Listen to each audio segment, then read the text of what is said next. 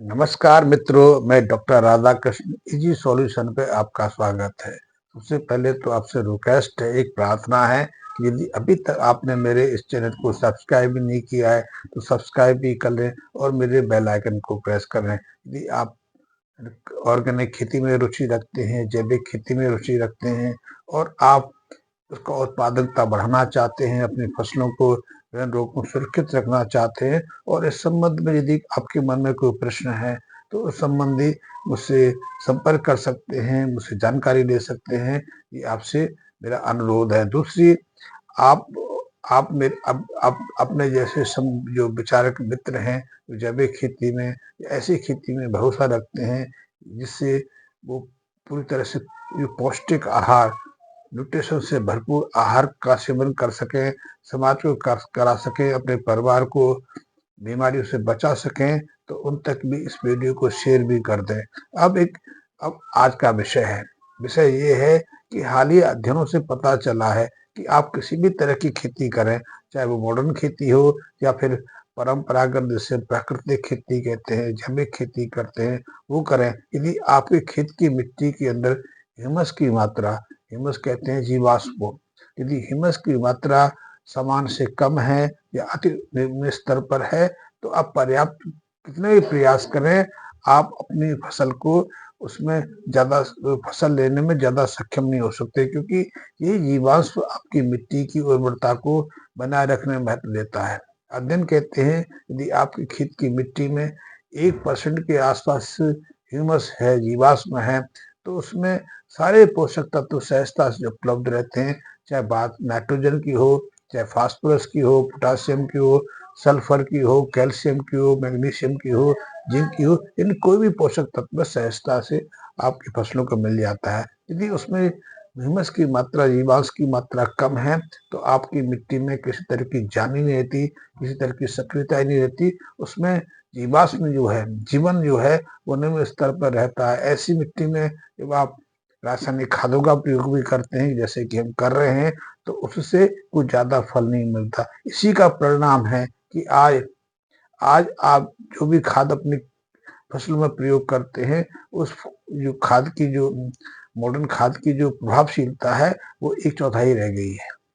1950 के आसपास, 60 के आसपास जितना हम खाद अपने खेतों को, अपने फसलों को देते थे, उससे भरपूर मात्रा में फसलें उपलब्ध होती थी। जैसे कि 1960-70 के आसपास यदि 1 केजी आप यूरिया का प्रयोग करते थे, डीएपी का प्रयोग करते थे, तो 1 किलो यूरिया और डीएपी के माध्यम से आपको 20-25 किलो के आसपास फसल सहजता से मिल जाती थी। लेकिन आज आप इतना ही यूरिया, डीएपी या एसएसपी, एमओपी प्रयोग करते हैं तो आपकी फसल की उत्पादकता है वो 5-6 केजी के आसपास रह गई है। यानी कि पहले की तुलना में आज आपकी जो फसलें हैं, आपकी जो फसल की जो मात्रा है वो एक चौथाई के आसपास रह गई है। ऐसे में आप पर्याप्त प्रयास करते हैं लेकिन सफल तो नहीं होते और ऐसे में कई तरह की समस्याओं का भी सामना आपको करना पड़ता है। आपके ऊपर जो लागत है, कृषि की लागत, वो दुगने से भी बढ़ गई है। इसीलिए ज्यादातर किसान अब खेती में रुचि नहीं लेना चाहते, या जो खेती करते हैं उनको उससे कोई धनार्जन नहीं होता, उनको उनसे कोई प्राप्ति नहीं होती। इसलिए बहुत सारे लोग खेती से निराश होकर या तो मेहनत मजदूरी करने पर विवश हो गए हैं या खेती के कार्य को बंद करके खेती को बेच करके शहरों की तरफ पलायन कर रहे हैं। जैसा कि आप देखते हैं भारत में एक समय 85% से ज्यादा आबादी लगभग खेती पर निर्भर करती थी, लेकिन आज खेती करने वालों की संख्या तो घट रही है। लेकिन जो खेती करते थे उन किसानों को किसान मजदूरों के रूप में, मेहनत मजदूरी करने के रूप में तेजी से बढ़ रहे हैं। ये बहुत बड़ी समस्या है। तो आप खेती करते हैं तो खेती का मूल उद्देश्य मॉडर्न रसायन आधारित खेती नहीं है, ना रसायन खाद है, ना उत्तम बीज है, ना फिर आप कोई दूसरी चीज है। खेती का मुख्य आधार है जीवाश्म, खेती का मुख्य आधार है ह्यूमस। लेकिन ह्यूमस को हम अभी तक हमारे जो वैज्ञानिक हैं लेबोरेटरी में पैदा नहीं कर पाए हैं, लेकिन इसी ह्यूमस को हम सहजता से अपनी फसलों में पैदा कर सकते हैं। 1960 तक हमारे पास आंकड़े उपलब्ध हैं कि 1960-70 तक हमारी खेत की मिट्टी में 2 से 5% तक ह्यूमस होता था। ह्यूमस यानी कि ऑर्गेनिक वेस्ट, ह्यूमस यानी कि जो हम खाद के रूप में गोबर का प्रयोग करते हैं, फसल अवशेष का प्रयोग करते हैं, या फिर दूसरे ऑर्गेनिक पदार्थ हैं, जैसे कि मृत पशु के शव, या हमारी रसोई के जो अवशेष होते हैं उनका प्रयोग करते हैं, सड़े हुए फलों का प्रयोग करते हैं, ढैंचा का प्रयोग करते हैं। ऐसे बहुत सारे हरी वनस्पति है जिसको हम, चाहे वो खरपतवार के रूप में हो या उगाई हो, हम अपने खेत की मिट्टी में दबा देते हैं, तो उससे हमारी खेत की मिट्टी को काफी मात्रा में जीवांश मिल जाता है, ह्यूमस मिल जाता है। लेकिन ये ह्यूमस पूरी तरह से पचता नहीं है, पूरी तरह से डिकम्पोज नहीं होता, और अर्ध जो जो डिकम्पोज ऑर्गेनिक पदार्थ है वो ह्यूमस के रूप में मिट्टी में मिल जाता है। ये ह्यूमस हमारी मिट्टी के लिए बहुत महत्वपूर्ण है, क्योंकि इसमें एक तरफ तो सब पोषक तत्व सहजता से मिल जाते हैं, साथ ही इसमें काफी मात्रा में ऐसे कोलाइड पदार्थ रहते हैं जो मिट्टी को धारण करने की, मिट्टी की जो पानी को धारण करने की क्षमता को बढ़ा देते हैं। इसलिए जिस मिट्टी में ह्यूमस की मात्रा ज्यादा रहती है उसमें जीवन रहता है, उसमें बहुत सारे तरीके के जीवाणु पलते हैं। आज हमारी मिट्टी में जीवाणु नहीं है, हम खादों के माध्यम से, रासायनिक उर्वरकों के माध्यम से उस कमी को पूरा करने का प्रयास करते हैं, लेकिन उसका परिणाम हमें नहीं मिल पा रहा है। यही कारण खादों की मात्रा बढ़ानी पड़ रही है, लेकिन खादों की मात्रा बढ़ाने से उत्पादकता में वृद्धि नहीं हो रही है। साथ ही हमारी फसलों में कई तरह की बीमारियां बढ़ रही हैं, जैसा कि हम देखते हैं, तो उसके लिए हम कीटनाशकों का प्रयोग करना पड़ता है। उस कीटनाशकों का प्रयोग उन कीटाणुओं पर, उन बीमारी कारक जो जो सूक्ष्म जीव है उन पर तो ज्यादा नहीं पड़ता, जो हमारे फसलों के आसपास, हमारे खेतों के आसपास तो जीव, जो और जीव जंतु रहते हैं उन पर सीधा पड़ता है, और सीधा सीधा हम पर पड़ता है, हमारे परिवार के आसपास जो जो पशु पलते हैं उनके ऊपर पलता है। इसीलिए पशुओं में कई तरह की बीमारियां हो रही है। जो हमारे पालतू जानवर हैं वो बीमारी बीमारी हो रही है, अपनी जीवनी शक्ति गंवा रहे हैं, उनकी उत्पादकता में गिरावट आती जा रही है।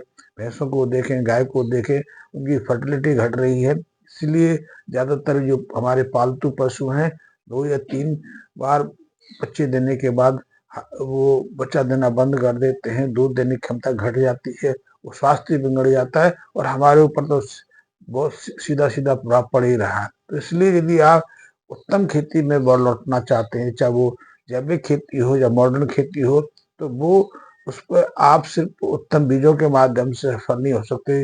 जैसा कि हम देख रहे हैं, उस सफलता को हम मिट्टी की जो जीवाश्म शक्ति है, मिट्टी के जो ह्यूमस है उसकी मात्रा को बढ़ा सकते हैं, और ह्यूमस बढ़ाने का हमारे पास 2 सहज रास्ते हैं, जिसे हम सदियों से प्रयोग करते आ रहे हैं। सदियों से इसका हमने लाभ भी लिया है। पहला है गोबर की खाद, दूसरा है जो फसल अवशेष है।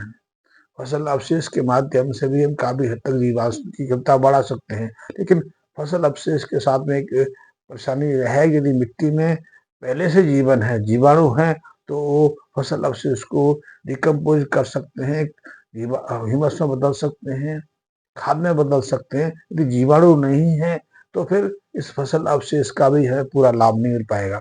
इसीलिए गोबर की जो खाद है, खास करके यदि हम अपनी देसी गाय की बात करें, देसी गाय में कुछ विशेषताएं, इनके बारे में मैं अगले वीडियो में विस्तार से बताऊंगा, जिन पर कि हाल में बहुत सारे शोध कार्य हुए हैं, अध्ययन हुए हैं, उसकी जो विश्वसनीयता प्रमाणित हुई है।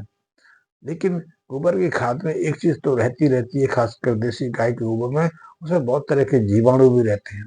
तो सबसे प्रभावशाली जीवाणु तो यही है, इसको सेप्रोफाइटिक जीवाणु कहते हैं, सेप्रोफाइटिक जीवाणु कहते हैं, जो जो कार्बनिक पदार्थ की डिकम्पोजिशन में उसको खाद में बदलने का प्रयास करते हैं। लेकिन ह्यूमस पूरी तरह से रूपांतरित खाद नहीं है। जो ह्यूमस है, जो जीवाश्म है, वो पूरी तरह से जो कार्बनिक पदार्थ सूक्ष्म रूप में बदल जाते हैं, उनसे बचा हुआ अवशेष है। वो अवशेष पानी को सोखने की क्षमता रखता है, मिट्टी को भुरभुरी बनाए रखता है, मिट्टी में कठोरता नहीं आने देता। इसलिए मिट्टी में जब हम कोई बीज बोते हैं तो उसकी अंकुरण की जो गति है वो काफी तीव्र हो जाती है। ऐसी मिट्टी में हमारी जो फसलों की जड़ें भी तेजी से विकसित होती है, और जब जड़ें तेजी से विकसित होती हैं तो वो सूक्ष्म पोषक तत्वों को सहजता से अवशोषित करके अपने विकास में उसका इस्तेमाल कर पाती। इसी जड़ों के माध्यम से सोखे हुए जो पोषक तत्व हैं, वो फोटोसिंथेसिस की क्रिया में, प्रकाश संश्लेषण की क्रिया में जो वनस्पतियों के विकास का तो मददगार बनते ही बनते हैं, वनस्पतियों के अलावा हमारे भोजन का माध्यम बनते हैं।